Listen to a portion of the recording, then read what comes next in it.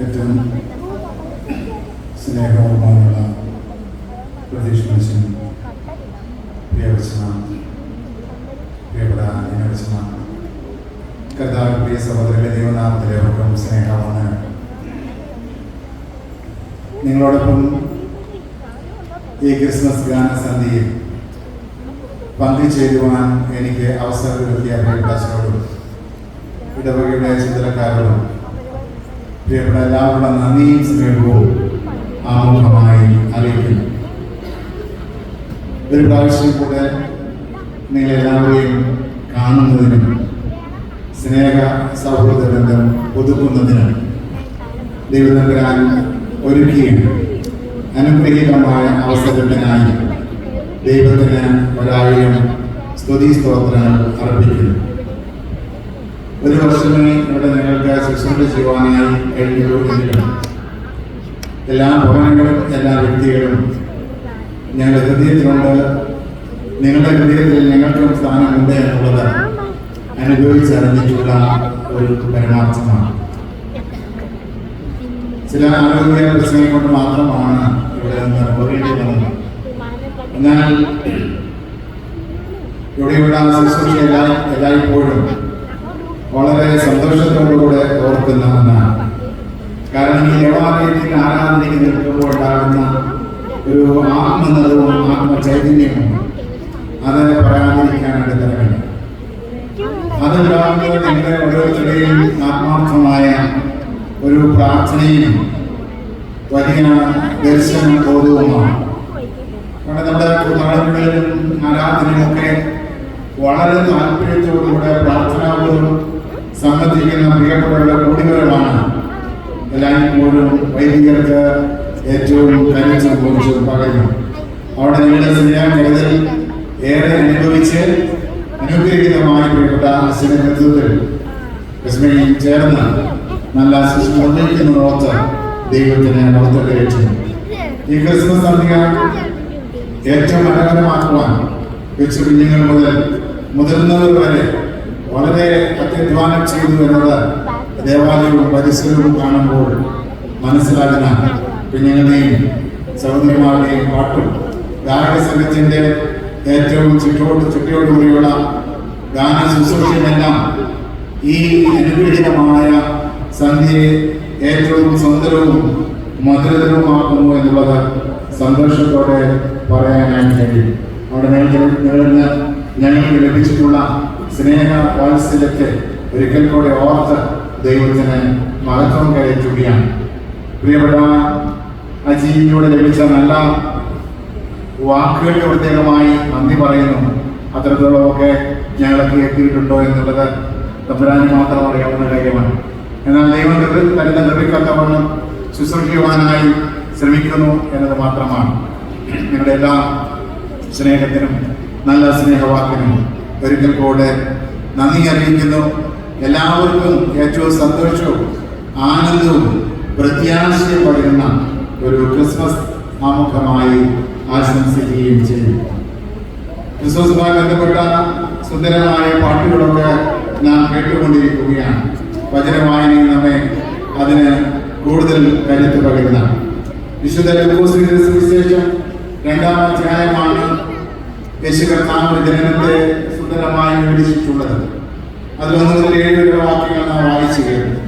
8-ാമത്തെ വാക്യം ഇങ്ങനെയാണ് വായിക്കുന്നത്: അന്ന് ആ പ്രദേശത്ത് ഇടയന്മാർ ആട്ടിൻകൂട്ടത്തെ കാവൽ കാത്ത് വെളിയിൽ പാർത്തിരുന്നു എന്ന് ഓർമ്മപ്പെടുത്തുകയാണ്. യേശു കർത്താവ് ജനിച്ച ആ ഒരു കാലഘട്ടം നമ്മുടെ ഓർമ്മയിൽ കൊണ്ടുവരികയും ഇന്ന് നാം ജീവിക്കുന്ന കാലഘട്ടത്തിൽ ക്രിസ്മസ് നാം ആഘോഷിക്കുമ്പോൾ ഈ കാലഘട്ടത്തിൽ കൂടെ വന്ന് നമ്മുടെ മനോമുഖരങ്ങളിൽ കൊണ്ടുവരുന്നത് ഏറെ ഉചിതമെന്ന് ഞാൻ കരുതുകയാണ്. റോമൻ അധിനിവേശത്താൽ മുഖം നഷ്ടപ്പെട്ടു പോയ ഒരു ജനത ഹെരോദാവെന്ന ക്രൂരനായ രാജാവിന്റെയും പീലാത്തോസിനെ പോലെയുള്ള നിസ്സംഗത നാടുവാഴികളുമുള്ള ഒരു കാലം മതപുരോഹിതന്മാർ സ്വതന്ത്രമായി നിൽക്കേണ്ടതിന് പകരം ഭരണ അധികാരികളോട് ചേർന്ന് നിന്ന് സാധാരണ ജനങ്ങളെയൊക്കെ ചൂഷണം ചെയ്തുകൊണ്ടിരുന്ന കാലം, ഇരുട്ടിൽ ജീവിച്ചൊരു കാലം എന്ന് വേണമെങ്കിൽ ആ കാലഘട്ടത്തെ പറയാം. അവിടെയായിരുന്നു ഇരുട്ടിൽ വെളിച്ചമായി രക്ഷകന്റെ പിറവി എന്നത് നാം ഓർക്കണം. ഇന്ന് നാം ക്രിസ്മസ് കൊണ്ടാടുമ്പോൾ ഒട്ടും വ്യത്യാസമില്ലാത്ത ഒരു രാഷ്ട്രീയ സാമൂഹിക പശ്ചാത്തലത്തിലാണ് നാം ജീവിക്കുന്നത് എന്നത് ഓർക്കുന്നത് നല്ലതാണ്. പിറന്ന മണ്ണിൽ ജീവിക്കാനാവാതെ പാലായനം ചെയ്യേണ്ടി വരുന്നവർ, ഭരണകൂട ഭീകരതയും അധികാര ദുർവിനിയോഗവും വികസനത്തിന്റെ പേരിലുള്ള കുടിയിറക്കലെ കൊണ്ട് പൊറുതിമുട്ടുന്ന സാധാരണ ജനങ്ങൾ, ഒരു തെറ്റും ചെയ്യാത്തവരെ കുരിശിലെത്തിയ പിലാത്തോസുമാരെ പ്രതികരിക്കുന്ന രാഷ്ട്രീയക്കാരുടെ ചെരുപ്പ് നക്കിയും തങ്ങൾക്ക് കാലുപിടിച്ചും തങ്ങൾക്ക് അനുകൂലമായി സ്ഥിതിഗതികളെ രൂപപ്പെടുത്താൻ ശ്രമിക്കുന്ന മതനേതാക്കന്മാരുടെ ഒരു കാലം. പിഞ്ചു കുഞ്ഞുങ്ങളും അംഗവൈകല്യമുള്ളവരും വൃദ്ധരുമൊക്കെ പീഡിപ്പിക്കപ്പെടുന്ന നരാധനന്മാർ വാണളിരുന്ന ഒരു കാലം. ജിഹാദും കുരിശുദ്ധവും ഹിന്ദുത്വവും പറഞ്ഞ് തീവ്രവാദികൾ അഴിഞ്ഞാടുന്ന ഒരു കെട്ടകാലത്താണ് നാം ജീവിക്കുന്നത് എന്നോർക്കുക. 55 ലക്ഷം ബാലവേശ്യകളും 2 കോടി കുഞ്ഞുങ്ങൾ തെരുവിൽ കഴിയുന്ന ഒരു കാലം, 1 കോടി കുട്ടികൾ ബാലവേല ചെയ്യുന്ന ഒരു കാലത്താണ് നാം ജീവിക്കുന്നത്. വിവിധതരം ഇറച്ചിയും അതിന്റെ കൂടെ വിദേശ മദ്യവും കഴിച്ച് ക്രിസ്മസ് ആഘോഷിക്കുന്ന അച്ചായന്മാരും അച്ചായത്തികളും, സാമൂഹ്യമായി ഞങ്ങളൊക്കെ വലിയ മുൻപന്തിയിലാണ് എന്ന് പറഞ്ഞ് അല്പം സേവിക്കാൻ ശ്രമിക്കുന്ന അച്ഛന്മാരും നമ്മുടെ സഭയിലില്ല എന്നത് വളരെ സന്തോഷം. ഇങ്ങനെ ഒരു കാലം, എന്നാൽ ഈ ലോകത്തിന്റെ താളം നഷ്ടപ്പെടാതെ, ധാർമ്മികതയും സാഹോദര്യവും നഷ്ടപ്പെടാതെ, അവരുടെ സങ്കടങ്ങളിൽ നേരെ കണ്ണു ചിമ്മാതെ നോക്കി നിൽക്കുന്ന, ചേർത്ത് പിടിക്കുന്ന കുറെ നല്ല മനുഷ്യരും ഉള്ളൊരു കാലത്താണ് നാം ക്രിസ്മസ് ആഘോഷിക്കാനായി കൂടി വന്നിരിക്കുന്നത് എന്നത് വളരെ ഗൗരവമായി ധ്യാനിക്കണം.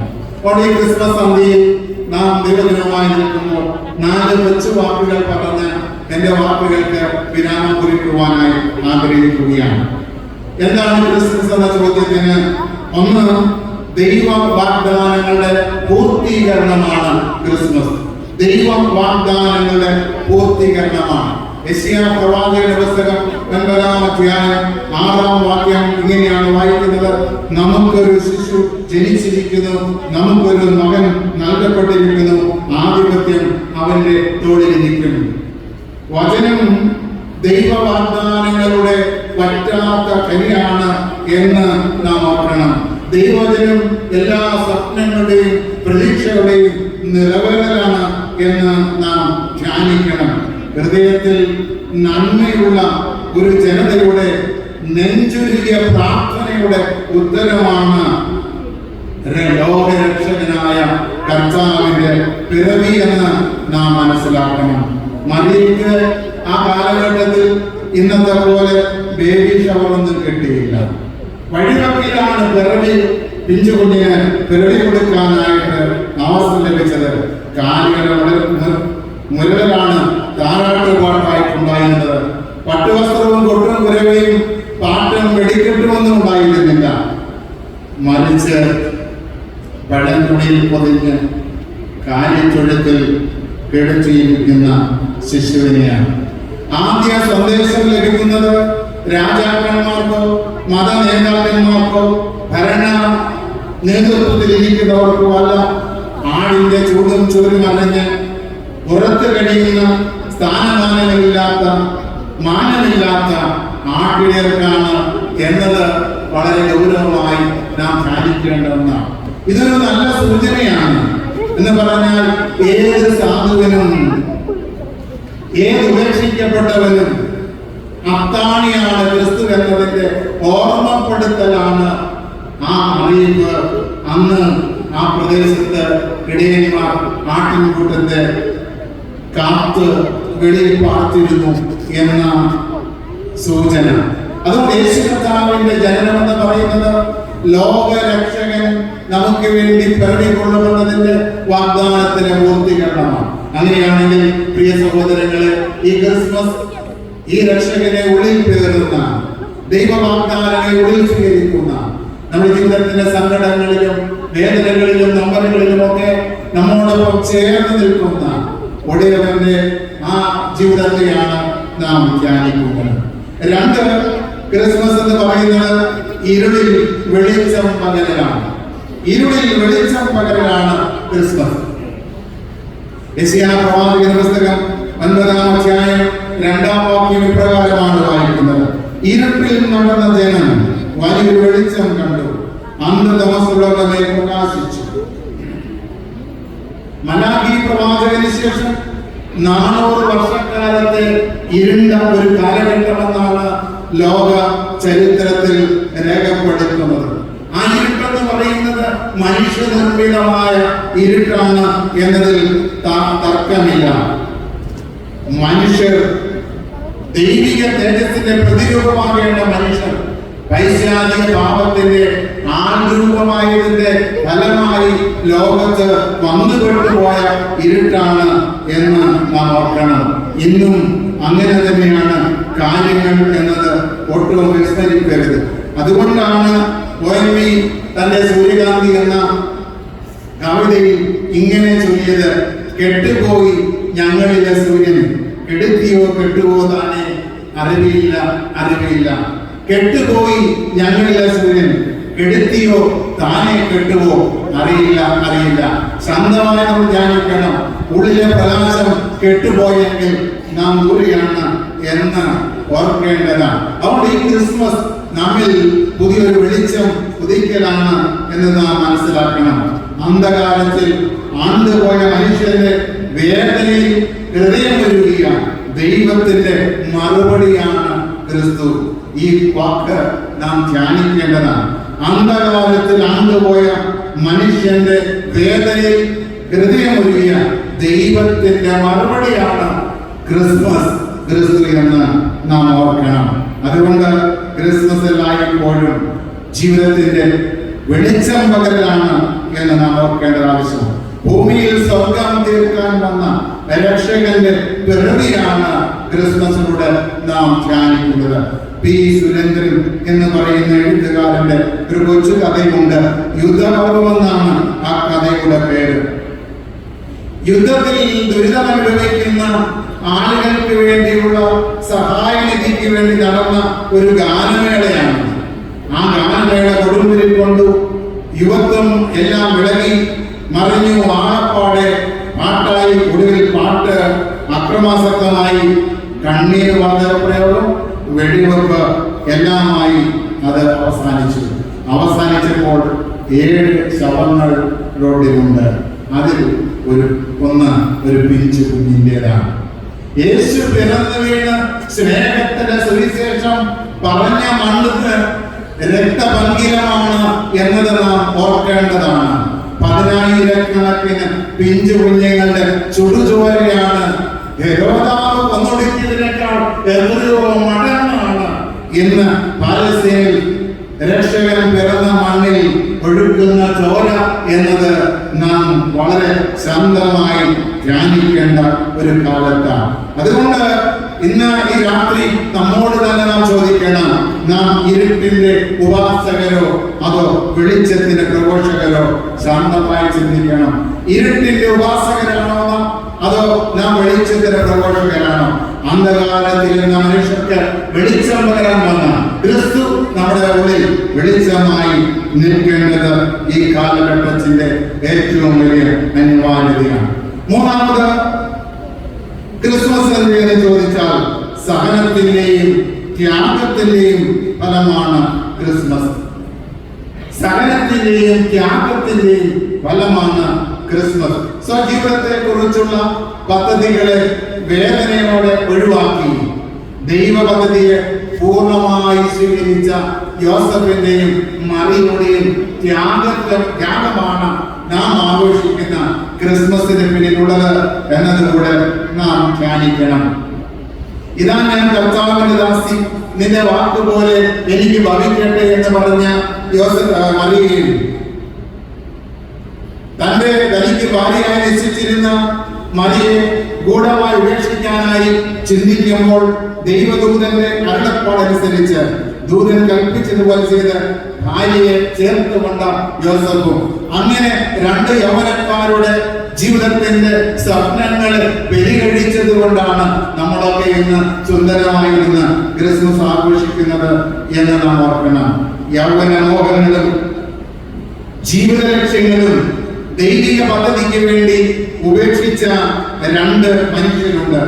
ക്രിസ്തുവിനെ നമ്മുടെ ജീവിതം കൊണ്ട് ചരിത്രത്തിൽ അടയാളപ്പെടുത്താൻ കഴിയേണ്ടത് ഏറ്റവും വലിയ ആവശ്യമാണ്. എന്നാൽ നമ്മുടെ പ്രശ്നം എന്ന് പറയുന്നത് ദൈവിക പദ്ധതികളെ മാനുഷിക ചിന്തയിൽ പരിമിതപ്പെടുത്താൻ ശ്രമിക്കുന്നു എന്നുള്ളതാണ്. ദൈവിക പദ്ധതികളെ മാനുഷിക ചിന്തയിൽ പരിമിതപ്പെടുത്തി അത് അപ്രോഹികമാണെന്നൊക്കെ പറഞ്ഞ് ഒഴിഞ്ഞു മാറാൻ ശ്രമിക്കുന്നവരുടെ ഒരു കാലത്താണ് മറിയയും യോസഫും നമ്മെ വെല്ലുവിളിക്കുന്നത്. കർത്താവിന് വേണ്ടി അല്പം ത്യാഗം സഹിക്കാൻ, നമ്മുടെ ഭവനങ്ങൾക്ക് വേണ്ടി, നമ്മുടെ പ്രിയപ്പെട്ടവർക്ക് വേണ്ടി, നമ്മുടെ കുഞ്ഞുങ്ങൾക്ക് വേണ്ടി അല്പം ത്യാഗം സഹിക്കാൻ, നമ്പരത്തിലും വേദനയിലും സങ്കടത്തിലും ഇരിക്കുന്ന പ്രിയപ്പെട്ടവർക്ക് വേണ്ടി അല്പം ത്യാഗം സഹിക്കുവാൻ, വേദനയോടെ നിലനിൽപ്പോടെ കഴിയുന്നവർക്ക് സാന്ത്വനത്തിന്റെ കരം നീട്ടാൻ വേണ്ടി നമുക്ക് അല്പം സഹനമേൽക്കാം. അപ്പോഴാണ് നമ്മുടെ ഉള്ളിലൊക്കെ ക്രിസ്മസ് അർത്ഥപൂർണമായി മാറുന്നത് എന്നത് നാം ശാന്തമായി ധ്യാനിക്കണം. അവസാനമായി ഒരു വാക്കുകൂടെ പറഞ്ഞ് എന്റെ ചിന്തകൾക്ക് വിരാമം കുറിക്കുവാനായി ആഗ്രഹിക്കുകയാണ്. ക്രിസ്തു നമ്മുടെ ജീവിതത്തിന്റെ ഒരു റെഫറൻസ് പോയിന്റ് ആകുന്നിടത്താണ് ക്രിസ്മസ് ഉണ്ടാകുന്നത്. ക്രിസ്തു നമ്മുടെ ജീവിതത്തിന്റെ ഒരു റെഫറൻസ് പോയിന്റായി മാറുന്നിടം. നമുക്കറിയാം, റെഫറൻസ് ഗ്രന്ഥങ്ങൾ എന്നൊക്കെ പറയുന്നത് നമ്മുടെ ജീവിതത്തിലെ ചില സംശയങ്ങളുടെ നിവാരണത്തിനായി നാം ഉപയോഗിക്കുന്നതാണ് റെഫറൻസ് ഗ്രന്ഥങ്ങൾ. അങ്ങനെയെങ്കിൽ നിശ്ചയമായും നമ്മുടെ ജീവിതത്തിൽ ചില കൺഫ്യൂഷൻസ് ഉണ്ടാകുമ്പോൾ, നമ്മുടെ ജീവിതത്തിൽ ചില തീരുമാനങ്ങൾ എടുക്കാൻ കഴിയാതെ വരുന്ന ചില സമസ്യകളുടെ മുമ്പിൽ നാം എത്തപ്പെടുമ്പോൾ, നിശ്ചയമായും ക്രിസ്തുവിനെ ഉള്ളിൽ ധ്യാനിക്കുമ്പോൾ നാം നടക്കേണ്ട വഴി ഏതെന്ന്, സഞ്ചരിക്കേണ്ട പാത ഏതെന്ന് വ്യക്തമായി കാട്ടിത്തരുമെന്നുള്ളതിൽ യാതൊരു തർക്കവുമില്ല. നാം ജീവിക്കുന്ന കാലഘട്ടം കലുഷിതമാണ്, സംഘർഷഭരിതമാണ്. ആരെയാണ് അനുകരിക്കേണ്ടത്, ആരുടെ പിന്നാലെയാണ് പോകേണ്ടത് എന്നൊക്കെ മനുഷ്യർ ചിന്തിക്കുന്നതാൽ ഒരു കാലത്ത് people are standing at a junction where the signboards have been fallen down. ചുണ്ടുവിരൽ തകർന്നടിഞ്ഞ നാൽക്കവലയിൽ പകച്ചു നിൽക്കുന്ന മനുഷ്യരാണ്. എങ്ങോട്ടാണ് പോകേണ്ടത്, എങ്ങോട്ടാണ് സഞ്ചരിക്കേണ്ടത്? ആലീസിന് വണ്ടർലാൻഡ് വായിച്ചിട്ടുള്ളവരാണ്. ആലീസും കൂട്ട് ഉള്ള ഒരു പൂച്ചയും കൂടെ ഒരു നാൽക്കവലയിൽ എത്തി നിൽക്കുകയാണ്. അപ്പോൾ വല്ലാതൊരു കൺഫ്യൂഷൻ. ഈ നാൽക്കവലയിൽ എങ്ങോട്ടാണ് പോകേണ്ടത് ഒരു നിശ്ചയമില്ല. പൂച്ച ആലീസിനോട് ചോദിക്കുകയാണ്, നിനക്ക് എങ്ങോട്ടാണ് സഞ്ചരിക്കേണ്ടത്? ആകപ്പാടെ ഒരു കൺഫ്യൂഷനാണ്.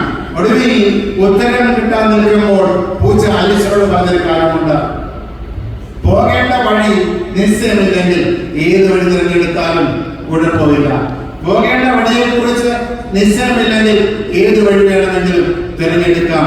പ്രിയമുള്ളവരെ, യേശു കർത്താവിന്റെ കുരിശു മരണത്തിലൂടെ രക്ഷയും വീണ്ടെടുപ്പും അനുഭവമാക്കിയ ദൈവമക്കൾക്ക് നിശ്ചയമായും പോകേണ്ട വഴി ഉറപ്പാകണം. വചനത്തിലൂടെ, പ്രാർത്ഥനയിലൂടെ, ആരാധനയിലൂടെ നിത്യജീവനിൽ അവകാശികളായി തീരേണ്ടവരാണ് നാം എന്ന വ്യക്തമായ ചിന്തയും ധാരണയും നമുക്കുണ്ടെങ്കിൽ നിശ്ചയമായും നാം പോകേണ്ട വഴി ഏതെന്ന് കൃത്യമായി നമുക്ക് മനസ്സിലാക്കാൻ സാധിക്കും. അതുകൊണ്ട് ചുറ്റുവട്ടങ്ങളെ സ്വാധീനിക്കാൻ കഴിയുന്ന വിശുദ്ധ സ്വപ്നങ്ങളുടെ ഉടമകളായി മാറുമ്പോഴാണ് നമ്മുടെ ക്രിസ്മസ് അർത്ഥപൂർണമായി മാറുന്നത്, നമ്മുടെ ജീവിതമൊക്കെ സാർത്ഥകമാകുന്നത്. നമ്മുടെ ചുറ്റുപാടുകളെയൊക്കെ സ്വാധീനിക്കാൻ കഴിയുന്ന സുന്ദര സ്വപ്നങ്ങൾ കാണാൻ കഴിയുന്നവരായി നാം മാറേണ്ടത് ഈ കാലത്തിന്റെ ആവശ്യമാണ്. യേശു പിറന്നത് ആരുടെ ഹൃദയത്തിലാണ്? ആരോഗ്യമില്ലാത്തവരും ആട്ടിടയന്മാരും മുടന്തരും ചെകിടരും കൃതരോഗികളും ചെങ്കം പിരിവുകാരും ഒക്കെ അടങ്ങുന്ന പതിനായിരങ്ങളുടെ ഹൃദയത്തിലാണ് ക്രിസ്തു പിറന്നത്. അതുകൊണ്ട് അവൻ പ്രാർത്ഥിക്കാൻ മലയിൽ കയറിപ്പോയാൽ മടങ്ങി വരുന്നത് വരെ കാത്തു നിൽക്കുകയാണ് പതിനായിരങ്ങൾ അവന്റെ വാക്ക് കേൾക്കാനായി. കടൽ കയറി അപ്പുറം പോയാൽ അവൻ എത്തുന്നതിന് മുമ്പേ മറ്റു കടകൾ പിടിച്ച് പതിനായിരങ്ങൾ അവനോട് എത്തുകയാണ്. കാരണം ഒരു സ്വാന്തന വാക്കിനായി, സൗഖ്യത്തിന്റെ ഒരു സ്നേഹ സ്പർശത്തിനായി. നമ്മുടെ ആരാധനാലയങ്ങളൊക്കെ ഈ സ്നേഹ സ്പർശനം പകർന്നു കൊടുക്കാനായി പറ്റുന്നുണ്ടോ എന്ന് ശാന്തമായിട്ട് ധ്യാനിക്കണം. കഴിഞ്ഞ ദിവസം കത്തോലിക്ക സഭയിലെ ഒരു അച്ഛൻ പ്രസംഗമത്തെ പറഞ്ഞ ഒരു കഥയായി പറഞ്ഞതാണ്. പള്ളിയിൽ ആരാധന മധ്യേ ഒരു മനുഷ്യന്റെ ഫോൺ വല്ലാതെ ഉച്ചത്തിലടിച്ചു. ശിവനായ അച്ഛൻ ആകപ്പാടെ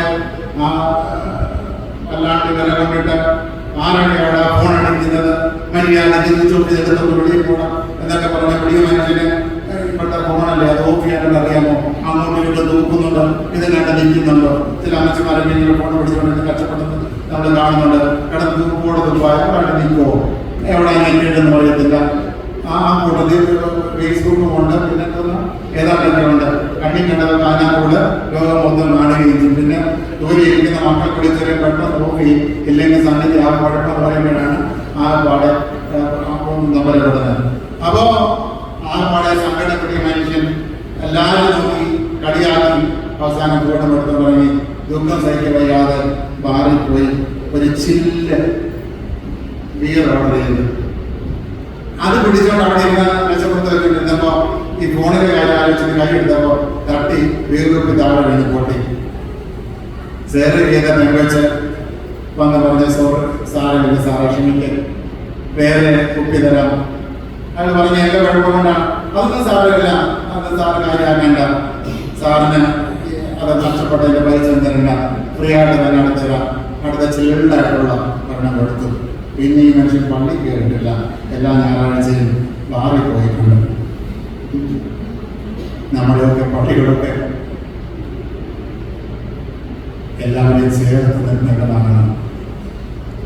സങ്കടപ്പെടുന്നവനും നൊമ്പരപ്പെടുന്നവനും ഹൃദയം പിടിക്കുന്നവനൊക്കെ ഇവിടെ വന്ന് ആശ്വാസവും സമാധാനം കണ്ടെത്താൻ കഴിയണം. ലോകത്തൊന്നും കൊടുക്കാൻ കഴിയാത്തത് കൊടുക്കുന്ന ഇടമാണ് ദേവാലയം. ആരാധന മനുഷ്യന്റെ സങ്കടങ്ങളും ഭാരങ്ങളും നെടുകീർപ്പുകളും ഇറക്കി വെച്ച് സമാധാനത്തോട് സ്വസ്ഥമായി മടങ്ങി പോകാൻ ഇടയാവുന്ന ഇടങ്ങളായി നമ്മുടെ ദേവാലയം മാറുമ്പോഴാണ് ക്രിസ്മസ് ഒക്കെ അർത്ഥപൂർണമായി മാറുന്നത്. അതുകൊണ്ടല്ലേ ഉടയവന്റെ പിന്നാലെ 14 He was not popular, but he was impactful. വലിയ പ്രശസ്തി ഒന്നുണ്ടായില്ല, പക്ഷേ ആർക്കും സമീപിക്കാവുന്നവൻ. അതുകൊണ്ട് ക്രിസ്തുവിനെ കൊന്ന റോമാ സാമ്രാജ്യം തകർന്നടിഞ്ഞു. അന്ന് ഇന്ന് പ്രപഞ്ചത്തെ നയിക്കുന്ന ഒരു ശക്തിയേ ഉള്ളൂ. എല്ലാ തിന്മകളെയും കുരിശിൽ തോൽപ്പിച്ച അഗ്നിജ്വാലയ്ക്കൊത്ത കണ്ണുകളുള്ള ആഴിയെ ഉള്ളങ്കയിൽ വഹിക്കുന്ന ഭൂമിയെ തന്റെ പാതപിടമാക്കിയ രാജാവായ ക്രിസ്തു മാത്രമാണ് ദ കിങ് ഓഫ് കിങ്. ആ കർത്താവിനെ ധ്യാനിക്കുമ്പോഴാണ് ക്രിസ്മസ് അനുഗ്രഹമാകുന്നത്. ലോകത്തിൽ നിറയെ കാല് ചുവട്ടിയ നെപ്പോളിയൻ ബോണപ്പാർട്ട് പറഞ്ഞു, സീസറും അലക്സാണ്ടറും ചാർലിയും ഞാനുമെല്ലാം സൈന്യം കൊണ്ടും സമ്പത്ത് കൊണ്ടും സാമ്രാജ്യങ്ങളെ പിടിച്ചുണ്ടാക്കി. പക്ഷേ ആ സാമ്രാജ്യങ്ങളൊക്കെ തകർന്നടിയുന്നു. എന്നാൽ ക്രിസ്തു മാത്രം സ്നേഹം കൊണ്ട് സാമ്രാജ്യം ഉണ്ടാക്കി.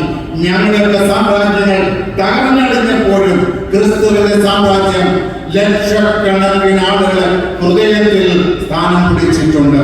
പ്രിയമുള്ള സഹോദരങ്ങളെ, 2024 ക്രിസ്മസ് ക്രിസ്തുവിനെ ഉള്ളിൽ പേറുന്ന, സ്നേഹത്തിന് ദൂതുവാഹകരായി തീരുന്ന, സഹനമേൽക്കാൻ തയ്യാറെടുക്കുന്ന, വെളിച്ചമായി നിൽക്കാൻ തയ്യാറെടുക്കുന്ന സുന്ദരമായ നിമിഷമായി നമ്മുടെ കൂടിവരവുകളും ആരാധന ക്രിസ്മസും മാറുമ്പോഴാണ് ജീവിതം അർത്ഥപൂർണമായി തീരുന്നത്. അതുകൊണ്ടാണ് യോഹന്നാൻ സുവിശേഷകൻ പറഞ്ഞു, വചനം ജഡമായി തീർന്നു, കൃപയും സത്യം നിറഞ്ഞവനായി നമ്മുടെ ഇടയിൽ പാർത്തു. വചനം ലോഗോസ് ലോഗോസ് ഈസ് ലൈറ്റ്. വചനം വെളിച്ചമാണ്. Logos is life. വചനം ജീവനാണ്. Logos is love. വചനം സ്നേഹമാണ്. അതുകൊണ്ട് വെളിച്ചമായ ജീവനായ സ്നേഹമായ ഈ വചനത്തെ ധ്യാനിച്ച്, ഈ വചനത്തെ ഉള്ളിൽ സ്വാംശീകരിച്ച്, വചനത്തോടൊപ്പം ചേർന്ന് നമ്മുടെ ജീവിതത്തെ മുൻപോട്ട് നയിക്കാം. ഇരുട്ട് കൂടിയ ലോകത്തിന് വെളിച്ചം പകരുന്ന വെച്ച് മിന്നാമിനികളായി ഈ ആയുസ് തീർക്കാൻ, കാലയവരികളിൽ പറയുമ്പോൾ അവശേഷിപ്പിക്കുന്ന സ്നേഹത്തിന്റെ ഒരു നറുവെട്ടം ഈ തുമ്പമണ്ണിന്റെ പ്രദേശത്ത് പകർന്നു കൊടുത്തിട്ട് വിടവാങ്ങാൻ പറ്റുമെങ്കിൽ ഈ ജീവിതം എന്നെമായി അനുഗ്രഹമായി. അങ്ങനെ സ്നേഹത്തിന്റെ നറുമണം കൊണ്ട്, നറുപുഞ്ചിരി കൊണ്ട്, സ്നേഹത്തിന്റെ ചേർത്ത് പിടിക്കൽ കൊണ്ട്, വെളിച്ചത്തിന്റെ വലിയ ഉത്സവമായി ഈ ക്രിസ്മസിനെ ആഘോഷിക്കുവാൻ, ആരാധിക്കുവാൻ ഇടയായി തീരട്ടെ. ദൈവമായ കർത്താവ് അതിന് നമ്മെ സഹായിക്കട്ടെ. ഏറ്റവും സന്തോഷമുള്ള ഒരു ക്രിസ്മസ് ആശംസിക്കും. ഒരു പുതുവർഷം നേരിടുന്നുകൊണ്ട് എൻ്റെ വാക്കുകൾ സംസ്കരിക്കുന്നു. ദൈവം നമ്മളെ